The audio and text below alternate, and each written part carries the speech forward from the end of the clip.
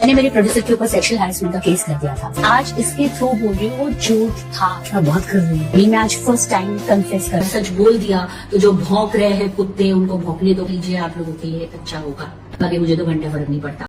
दोस्तों मैं आ गया हूँ, आज फिर आ गया हूँ आपके बीच। आज एक थोड़ी सी सीरियस टॉपिक पे बात करते हैं। जैसा कि आपने ये वीडियो देखा, जो लोग इन्हें जानते हैं बहुत अच्छी बात है, जो नहीं जानते उनके लिए मैं बता दूँ, ये एक एक्ट्रेस है और ये एक सीरियल में काम करती थी। आपने सुना भी होगा, एक सीरियल आता था भाभी जी घर पे हैं बोल के, उस सीरियल में ये काम करती थी।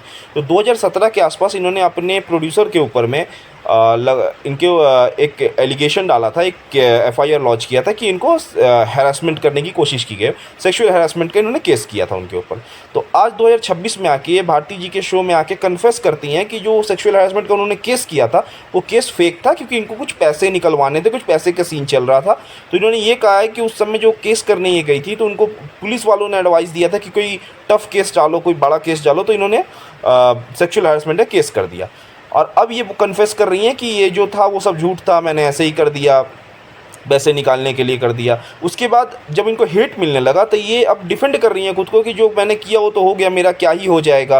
अब लोग जो मेरे को हेट कर रहे हैं मत करो, अपने काम पे ध्यान दो। भाई एक बात बताओ, ये देश में मतलब क्या चल रहा है समझ में नहीं आ रहा। ये एक माइंडसेट बन गया, आपने ऋचा चड्ढा को वो इंटरव्यू भी देखा होगा, ये एक माइंडसेट बन गया है कि लड़कियां, बहुत ऐसी लड़कियां, मैं ये सबको मैं नहीं बोल रहा कि मैं ये नहीं कहता कि लड़कियों का गलत नहीं होता, हाँ लड़कियों का बहुत गलत होता है और लड़कियों की सेफ्टी को लेके भी इस देश में कंसर्न है। पर आज के देश में ना बहुत कुछ लड़कियों का माइंडसेट ऐसा हो गया, उनको लगने लगा है कि जो उनको जो अधिकार दिए गए हैं उनकी सुरक्षा के लिए, उसको मिसयूज़ करके वो किसी भी लड़के को फंसा सकती हैं, ठीक है। और उसके बाद में उनके ऊपर कोई एक्शन नहीं लिया सकता, क्योंकि अगर वो न्यूसेंस कर रही है पब्लिक में तो आप तो उनके ऊपर हाथ उठा नहीं सकते, वो भले आपको 4 थप्पड़ खींच लें।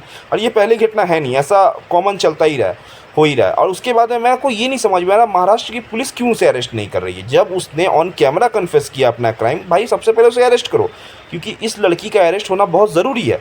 अगर ये लड़की अरेस्ट नहीं होती है तो आज के डेट में जो बच्चियाँ हैं, जो अभी ग्रोइंग एज में हैं, जो 11 साल 12 साल की, जो ये चीज़ें कंज्यूम कर रही हैं इंटरनेट पे, उनको क्या लगेगा कि ये तो बहुत कूल सी बात है कि किसी के ऊपर उठो, कोई मेरी बात नहीं मानता उसके ऊपर बस उठो और केस कर दो। तो ये चीज़ ठीक नहीं है। जस्टिस का अधिकार हर एक इंसान को होना चाहिए और जो भी कल्प्रिट है उसे सज़ा मिलनी ही चाहिए। तो मेरी यही सरकार से अपील रहेगी।